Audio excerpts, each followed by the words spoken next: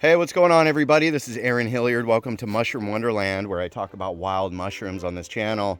Right now, it is the middle of summer. It is not really mushroom season in the Pacific Northwest. Very few mushrooms growing out here for the eye to see, although there is fungus in the ground. And these huge forests that we have in the Pacific Northwest are a great home to fungi. And the forests themselves are super interesting. A lot of these trees play host to certain fungi, some of the most delectable fungi in the world. But what about the woods here? You know, some of these big trees. I'm going to take you to the biggest tree in my area of the woods, a huge Douglas fir, and then I'm going to help explain what these ancient old growth forests look like, what components they need to be considered an old growth forest. So make sure to hit that subscribe button and come with me into the forest on Mushroom Wonderland.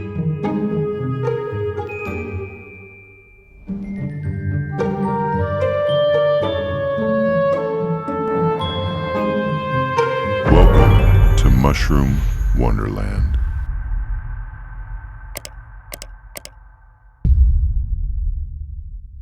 Big Tree Trail is located in Bremerton, Washington, where you're going to find the biggest old growth Douglas fir in the county. Check this tree out.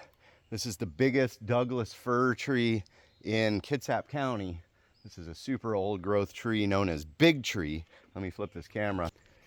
And look at this. The diameter of this thing, it's got to be 20 feet around. And they built this deck so it protects the roots from people stepping on it. But this is a massive old growth Doug fir. So Douglas fir is actually Douglas hyphen fir lowercase because it's not a true fir. This is pseudotsuga, so it's a false tsuga, which would be a false hemlock. Menzesii, named after a guy named Menzies that was a botanist in the area of the Pacific Northwest. And these trees are thought to have originated about 10,000 years ago in a valley somewhere in Central Oregon. The Douglas fir has taken over as the dominant tree species here in the Pacific Northwest, ranging from Northern California to British Columbia. These have really thick furrowed bark, so the bark allows it to be fire resistant to a large extent. Big forest fires that would come through the area will burn the red cedar and these western hemlock. You see the finer bark. These actually catch fire much easier than the Douglas fir. So when everything else burns, this big tree remains, and then it preps the ground for the seedlings to sprout. As it is right now in this forest, because of this dense canopy, Douglas fir seedlings can't grow in here in the shade, and their cones won't germinate. The western hemlock, it does. And these are Tsuga heterophylla. You get heterophylla meaning different size leaves. You see that? The needles are different sizes. They're very soft. And these can grow in the shade. And they'll eventually grow up into the canopy.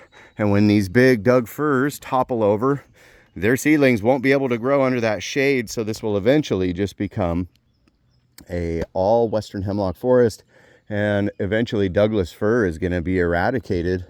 Especially if there isn't natural disturbance happening. So humans putting out fires, not always the greatest thing, because now these trees will never germinate. Eventually the western hemlock is going to dominate the Pacific Northwest forest bioregion, and that is why it is currently known as the western hemlock zone, because they can foresee this happening. But in this forest there's a beautiful variation of tree species here.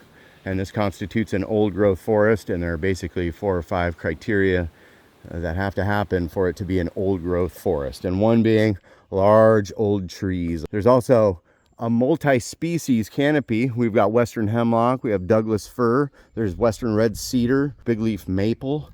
So a lot of different species. That's one of the criteria. It can't all be one species for it to be a natural old growth forest. Now, dead standing snags like this big dead tree right here, this is a component of an old growth forest. And so this one has a lot of large standing dead trees, as well as logs laying all over the ground. So you got big standing old trees, you have standing dead trees, you have logs on the ground, you have a multi-species canopy, and you have a multi-layered canopy. So there's different sized trees. We have young western hemlock, and we have super old Douglas fir. So this is a good example of an ancient old growth forest. Even though there are stumps, there are signs of logging that happened here back in the 1800s. You know, some of these other trees were never touched. which is a blessing. You know, this one, big tree, she's probably 600 years old. They don't get a whole lot older than that, 600 or 700 years old for these Douglas firs, and then they will topple over and crash into the forest and leave a big, huge pit where it fell over. That root ball is going to leave a big hole. That's another sign that you're in an undisturbed forest, because pasture land is flattened out. But if you can see these big pits and then these big mounds, that's where these large trees have fallen over, leaving a hole where the old root ball was, and then creating a mound where that tree decayed and eventually went back into the soil of the forest. And I come down here once in a while just to visit Big Tree, this beautiful behemoth of a Douglas fir growing here in Kitsap County.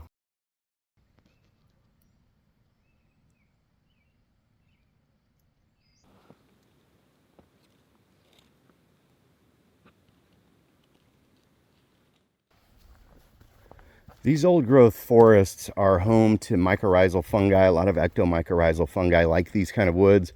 I don't typically find a lot of chanterelle mushrooms growing in this particular forest, but there is a lot of other saprobic mushrooms that like to grow here because of all the dead wood that's laying around. So that's how these logs disappear. You know, back in the Carboniferous period, saprobic mushrooms weren't really around, and so the logs would pile up, and it created all the coal that's out in like Mississippi, and that's where all those coal mines came from. It's from wood that couldn't break down because the fungi wasn't available then. So it's really important that we have these fungi in the woods and breaking down these logs, because otherwise they would just pile up sky high, and you couldn't even walk through these forests. But luckily we have these brown and white rot decayers that are chewing on these big old logs, and sometimes it'll take decades to break them down, but they eventually do, and it becomes soil again that these beautiful sword ferns and salmonberry and all these other shrubs and plants can grow down here. Look, we have a lot of trillium, beautiful flower, interesting backstory, check those out. But this forest is really teeming with life, even in the hot part of summer. Right here's another old conch. This one was a Ganoderma organense. Last year's fruiting. But this one is no good anymore, but these are a highly medicinal mushroom. This one's big, known as the varnished conch. They get very shiny looking when they're fresh, but they're an annual mushroom, so they grow. They should be starting to grow anytime now.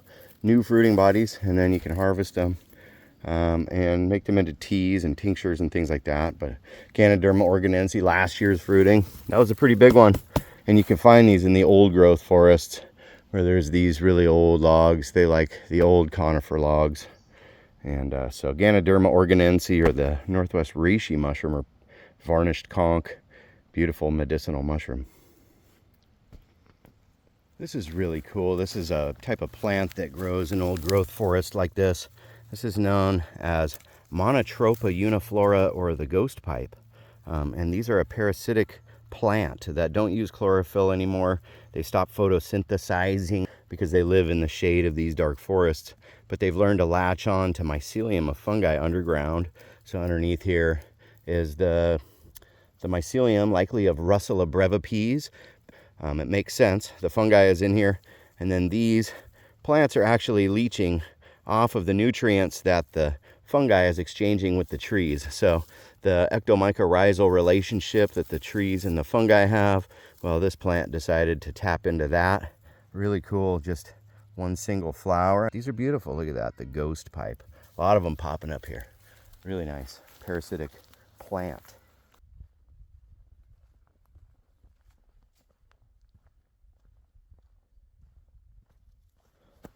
There's more ghost pipe down there.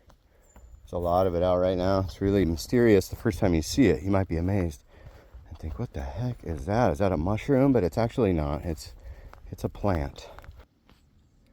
So it's been known for a while now that these forests are interconnected underground. The roots of the trees are connected by the fungi, And it seems that the trees can actually send signals through the fungus to other trees, warning them of disease or some kind of an insect blight or something like that. It has affectionately become known as the wood wide web. There's a researcher from British Columbia, Canada, named Susan Simard, who has an amazing book all about the mother tree and these forests and how they're all interconnected. And so the fungi and the trees didn't necessarily get their partnership out of affection for one another.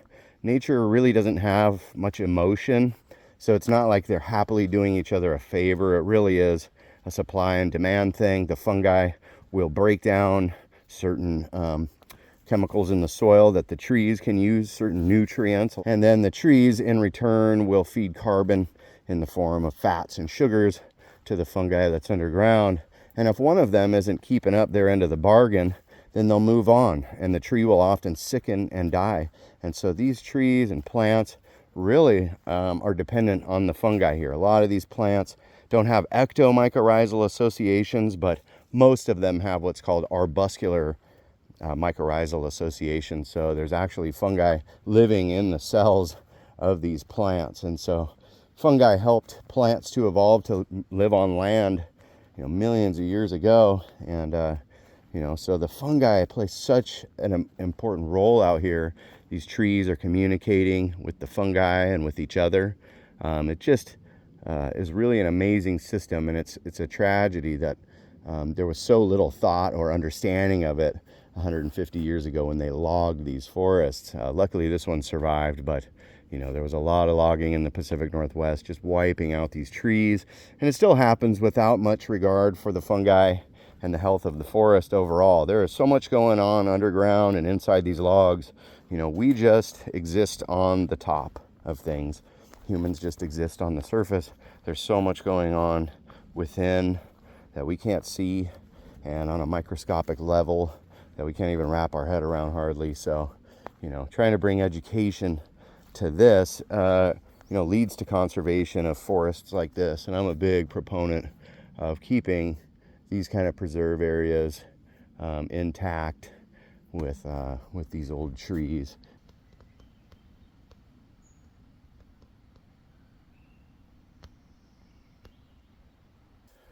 Here's an example of a brown rot decayer doing its job here. This one, a Fomitopsis mounsii, or a red-belted conch.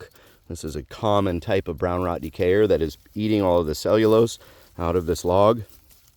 And it's just going to leave behind the lignin, just the brown part of the wood, which will eventually just become soil again. But it is lacking in nitrogen after the fungi eat it, so it helps to have other dead plants, all of these leaves and things like that. They help to re-nitrogenate the soil. And so everything kind of has to work together for these forests to stay healthy.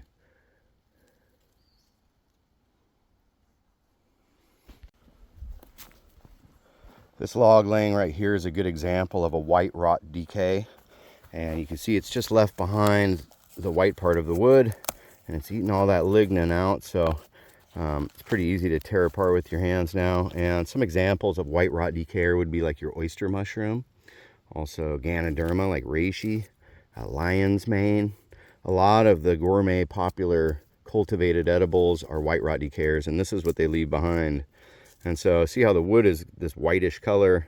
That's why they call it white rot. Typically hardwoods are going to have white rot decayers, and then it seems like the conifers are really prone to having the brown rot decayers, although they can overlap sometimes. But yeah, that's a good example. I believe this was like it's pretty straight, so I'm thinking it's a red alder. It could very well be a big leaf maple, but those tend to be not so straight as this. So yeah, that's a good example of a white rot decay. And then right up here, I see an example of a brown rot decay. So you see this, it's eating all the cellulose out of the stump. The fungi did. Typically red-belted conch, your Fomitopsis species. It goes all through the wood, eating all that cellulose, leaves behind this lignin. And see how easily it comes apart now? This is due to fungi, and so this can break down pretty easy. On its own, it'll be a couple years getting rained on, wind, other things hitting it and falling. But this is what a brown rot decayer will do, and you can see it just leaves the brown part of the wood. So this brown cubicle type wood, that is due to a lack of cellulose. And then this stringy white wood is caused by a lack of lignin. So there you go. Your two main types of rot are brown rot and white rot. One thing about these trees right here, the western red cedar, and red cedar all in one word because it's not a true cedar either. This one, Thulia placata. This one has scales here instead of needles.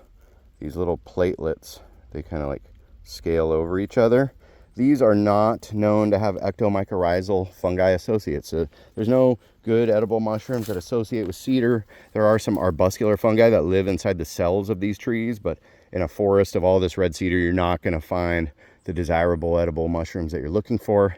And they also have antifungal properties and tannins within the wood that make them not a good host for these decayers. That's why it's used as a building product. It's just fights fungal infection, and it does good at that. It's a very useful tree, but not if you're mushroom hunting.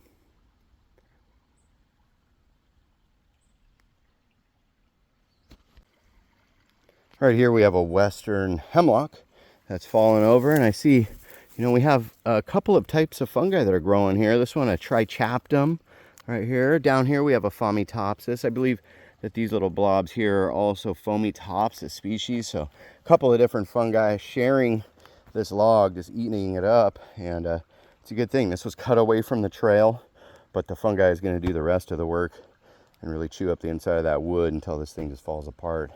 But fungi can live together and both be eating the same log at the same time. And then look at this huge snag. This is a dead tree, and that thing is massive, and it is going to snap one day. I would not want to be near it. But if you look right here, brown rot decay in the center of this big huge log, the standing snag, one of the components of the old growth forest. The outside could still be fairly healthy, while the inside is rotted, and they would call this butt rot because it goes right into the ground. And some fungi like Phalus schweinitzii or the Dyer's polypore, that one can actually be a butt rot decayer, like a parasite. And I would not be surprised to see some fruiting bodies of the Dyer's polypore popping up around this later this summer. But that is a big tree that is being eaten currently by fungi, and I would not want to be near it when this thing falls over, which it will do one day. But the real question is, will it make a sound if nobody's here to hear it?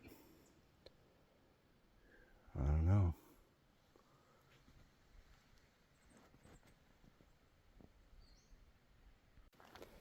So this one's not quite there, but when you see a hollowed out log like in the cartoons and Thumper would live in there, that's due to a fungi as well, eating the inside of the log. It's going to hollow it out, and the bark has the least amount of cellulose, so often you'll just find a circle of bark and that's it. Oh, look at that. This is a slime mold. Look at that. How cool is that? Wow, how cool. Sometimes these little slime molds, so that's a trillion spores. Blew in my mouth and everything, but boy, I helped those guys out. Look at all those spores just went everywhere. Cool. Here's a fruiting body that's growing off of a log that was cut by a chainsaw. Found a good opportunity to grow right there on the end, and you see these all over in these forests as you're walking down the trails. You see these growing on the end of logs, and if you're curious what they are, they're called a Fomitopsis mountsiae, or perhaps Fomitopsis ocratia. They're really closely related species, but nonetheless, it's a decayer. It's eating the log. So, be happy for these kind of mushrooms, and maybe leave it alone. That thing is going to put off 1 billion spores or more every day for years. So it is doing its part to keep these forests clean and beautiful.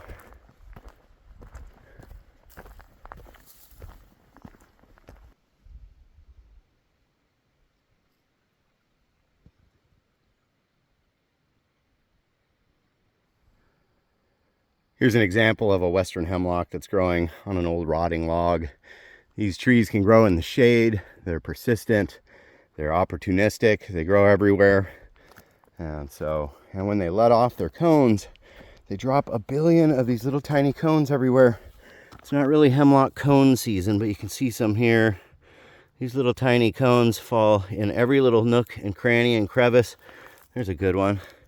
And this is how they sprout. But every little hole around these things will get a hemlock cone. That's a pretty big one right there. Western hemlock cones. They're just tiny. But they get in every little nook and cranny. And then let's look at the cone of a Douglas fir. You see that? Quite a difference. Douglas fir has these little tips. These little three-pointed tips that hang out.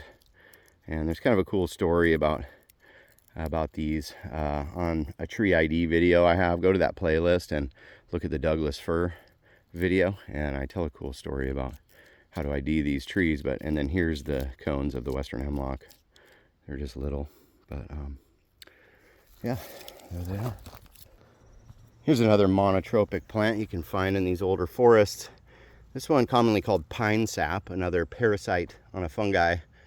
I'm not sure exactly what fungi this one grows with, but they're very alien looking and beautiful growing here on the forest floor.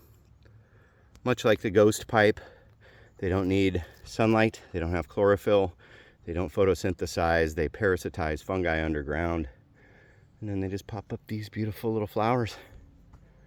Very nice. So as I've started to learn about these forests, it's just given me an infinite respect for them and the fungi and their relationships and the ecology of the forest and forestry. So there's a whole nother rabbit hole you can go down in the summertime. You can learn about these forests and the trees and the health of the forest. Look into clear cuts. And if you have objections about the way they seem to be foresting, look into that. And you might be surprised that there's some things you don't know that can really kind of change the way you look at the forest landscape. So thank you for joining me on this episode. Hopefully we'll get back to mushrooms really soon, but I just wanted to talk about these old growth forests for a minute. So thanks again. Make sure to hit subscribe, and we'll see you on the next one. Much love.